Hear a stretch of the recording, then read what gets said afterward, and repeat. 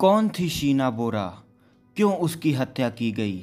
और सबसे चौंकाने वाला सवाल, क्या उसकी अपनी मां इंद्राणी मुखर्जी इस भयानक अपराध की मास्टरमाइंड थी?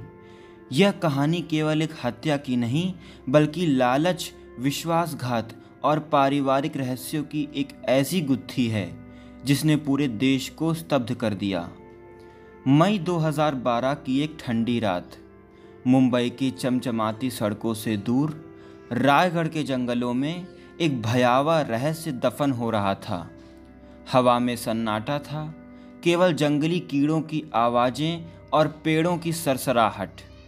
एक कार की हेडलाइट्स ने अंधेरे को चीरते हुए एक सुनसान जगह पर रोशनी डाली। वहाँ कुछ लोग चुपके से एक लाश को जलाने की कोशिश कर रहे थे। आग की लपटें उठीं, लेकिन वह लाश पूरी तरह जल नहीं पाई।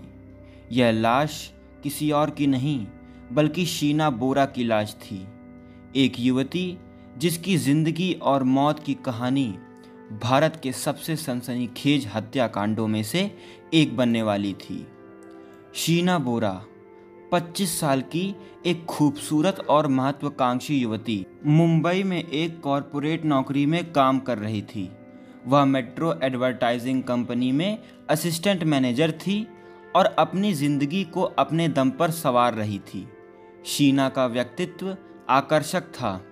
वह स्मार्ट, आत्मविश्वासी और अपने भविष्य को लेकर उत्साहित थी, लेकिन उसकी ज़िंदगी का एक हिस्सा हमेशा रहस्यों से घिरा रहा। शीना की मां इंद्राणी मुखर्जी ने उसे दुनिया के सामने अपनी बहन के रूप में पेश किया था। यह झूठ जो सालों तक चला, शीना की मौत का एक बड़ा कारण बना। इंद्राणी मुखर्जी एक ऐसी महिला थी जिन्होंने अपनी मेहनत और चतुराई से मुंबई की ग्लैमरस दुनिया में अपनी जगह बनाई थी। वह आईएनएक्स मीडिया की सह संस्थापक थी और एक हाई प्रोफाइल सोशलाइट के रूप में जानी जाती थी। उनके पति पीटर मुखर्जी एक मशहूर मीडिया टाइकून थे। इंद्राणी और पीटर की जिंदगी बाहर से चमकदार थी। लग्जरी कारें, बड़े बंगले और हाई सोसाइटी की पार्टियां। लेकिन इस चमक के पीछे एक अंधेरा सच छिपा था, जो शीना बोरा की हत्या के साथ सामने आया। ये बात है 24 अप्रैल सन 2012 की। रात का समय था। शीना बोरा अपने बॉयफ्रेंड राहुल मुखर्जी के साथ समय बिता रही थी। राहुल पीटर मुखर्जी का बेटा था, जो इंद्राणी का सौतेला बेटा था। शीना और राहुल का रिश्ता गहरा था और दोनों शादी की योजना बना रहे थे, लेकिन इंद्राणी को यह रिश्ता मंजूर नहीं था। उस रात इंद्राणी ने शीना को एक महत्वपूर्ण बात के लिए अपने घर पर बुलाया। शीना, जो अपनी मां की बातों पर भरोसा करती थी, बिना किसी शक के उनके घर मराठा वर्ली पहुंची। वहां इंद्राणी के ड्राइवर श्यामवर राय और इंद्राणी के पूर्व पति संजीव खन्ना पहले से मौजूद थे। शीना को शायद ही अंदाजा था कि यह उसकी जिंदगी की आखिरी रात भी हो सकती है। उस रात क्या हुआ, इसका पूरा सच आज भी रहस्यमय है, लेकिन पुलिस और सीबीआई की जांच के आधार पर जो तस्वीरें आ रही हैं वह दिल दहलाने वाली हैं। पुलिस के हिसाब से शीना को पहले ड्रग्स देकर बेहोश किया गया, फिर उसका गला घोंटकर उसकी हत्या कर दी गई। हत्या के बाद इंद्राणी, संजीव और श्यामवर ने मिलकर शीना की लाश को एक बैग में डाला और उसे कार में डाल दिया। फिर उसको कार से ले गए। उनकी मंजिल थी रायगढ़ का एक सुनसान जंगल, जहां उन्होंने लाश को जलाने की कोशिश की, लेकिन आग पूरी तरह से लाश को नष्ट नहीं कर पाई। हत्यारे, जो सोच रहे थे कि उनका अपराध छिप जाएगा, एक ऐसी गलती कर चुके थे जो 3 साल बाद उनके लिए सजा का सबब बनी। यह बात है अगस्त 2015 की, जब रहस्य का पर्दाफाश हुआ। 3 साल तक शीना बोरा की गुमशुदगी एक रहस्य बनी रही। इंद्राणी ने सभी को बताया कि शीना विदेश चली गई थी, कभी अमेरिका, कभी यूरोप। उसका फ़ोन बंद था और कोई उससे संपर्क भी नहीं कर पा रहा था। राहुल मुखर्जी, जो शीना से बेहद ज़्यादा प्यार करता था, को इंद्राणी की बातों पर शक होने लगा। उसने कई बार इंद्राणी से सवाल किए, लेकिन हर बार उसे टाल दिया गया। राहुल ने शीना की तलाश जारी रखी, लेकिन कोई सुराग नहीं मिला। लेकिन अगस्त 2015 में एक छोटी सी घटना ने इस पूरे मामले को उजागर कर दिया। मुंबई पुलिस ने श्यामवर राय, इंद्राणी के ड्राइवर को अवैध हथियार रखने के मामले में गिरफ्तार किया। पूछताछ के दौरान श्यामवर ने एक चौंकाने वाला खुलासा किया। उसने पुलिस को बताया कि उसने शीना बोरा की हत्या में इंद्राणी और संजीव खन्ना की मदद की थी।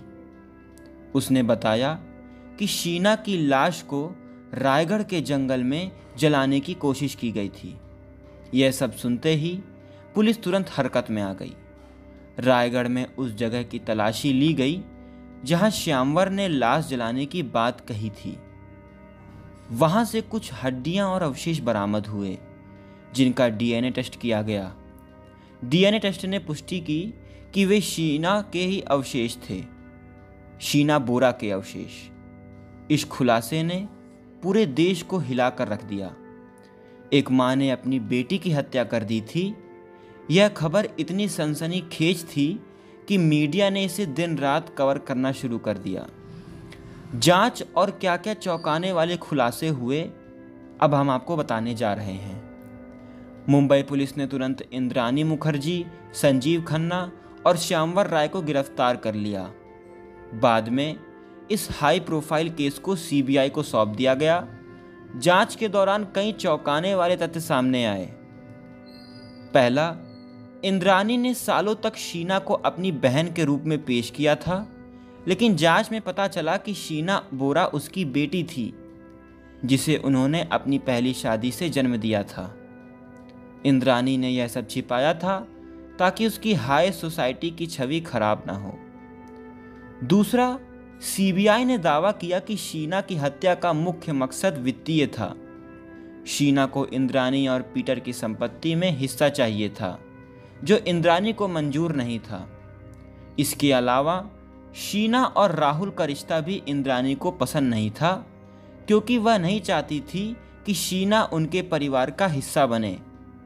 तीसरा, श्यामवर राय ने सीबीआई को बताया कि इंद्राणी ने हत्या की पूरी योजना बनाई थी।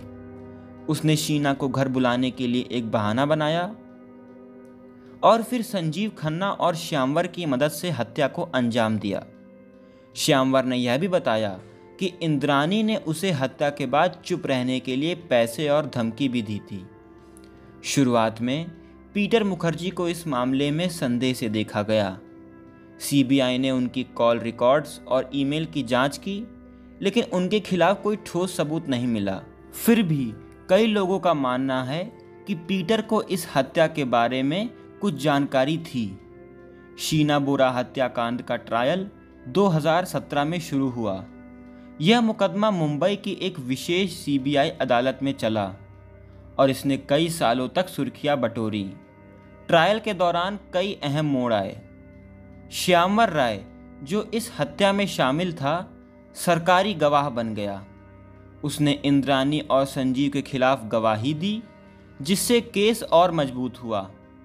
उसकी गवाही में बताया गया कि इंद्राणी ने हत्या की पूरी योजना बनाई थी और उसे अंजाम देने में उसकी मुख्य भूमिका थी। इंद्राणी ने अपने ऊपर लगे सभी आरोपों से इनकार किया। उसने दावा किया कि शीना जिंदा है और विदेश में है।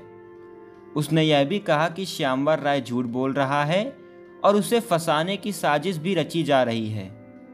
लेकिन इंद्राणी का यह दावा डीएनए सबूतों के सामने कमजोर और झूठा पड़ गया।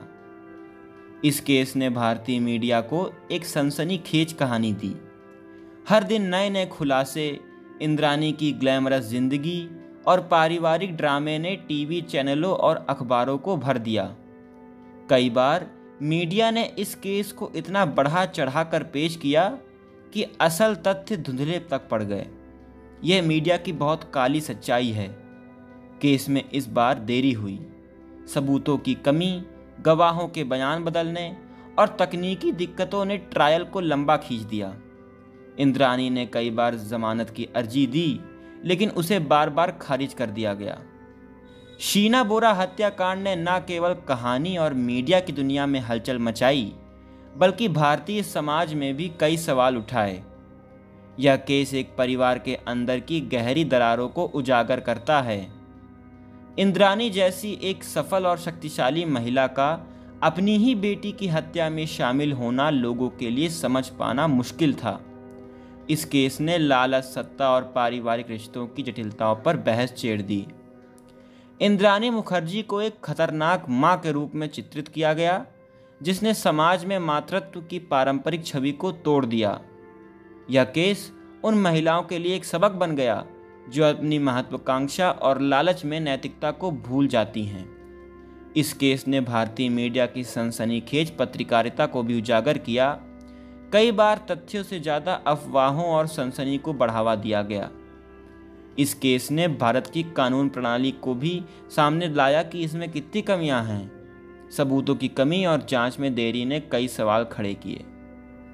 ये शीना बोरा हत्याकांड बहुत दुखदाई कांड है। ये अपराध की कहानी ही नहीं, ये एक ऐसी बड़ी त्रासदी है जो परिवार, विश्वास और लालच की गहरी सच्चाइयों को उजागर करती है। शीना, जो अपनी जिंदगी में कुछ बड़ा करना चाहती थी, एक ऐसी साजिश का शिकार हुई जिसे उसकी अपनी मां ने रचा। यह कहानी हमें सोचने पर मजबूर करती है कि इंसान कितना नीचे गिर सकता है जब उसका लालच और महत्वाकांक्षाएं उसकी इंसानियत पर भारी हो जाएं।